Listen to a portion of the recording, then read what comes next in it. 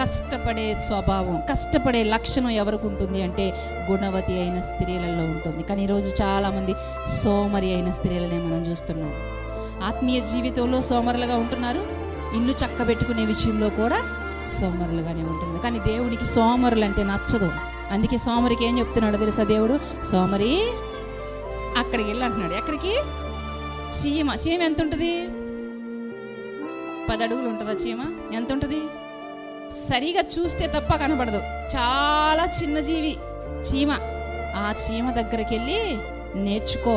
అది చాలా చిన్నదైనప్పటికీ అది కష్టపడే స్వభావం కలిగినటువంటి జీవి. రాబోతున్న భవిష్యత్తులో వచ్చే సమస్య కొరకు వర్తమానంలోనే జాగ్రత్త పడేటువంటి, దానికి అవకాశం ఉన్నప్పుడే దాని శక్తి లోపం లేకుండా దాని సామర్థ్యం కొలది కష్టపడి పనిచేసి ఆహారాన్ని సిద్ధపరచుకుంటుంది. ఏమండి, మనిషి ఎవరు? దేవుని పోలిక, దేవుని స్వరూపం.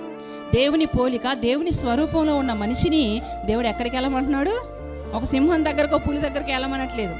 చీమ దగ్గరికి వెళ్ళి కష్టపడే బుద్ధి నేర్చుకుంటున్నాడంటే మనుషుల్లో కష్టపడే తత్వం ఏమైపోతుంది? నానాటికి తగ్గిపోతుంది. కష్టపడాలి, కష్టపడి పని చేయాలి, కష్టపడటానికి ఇష్టం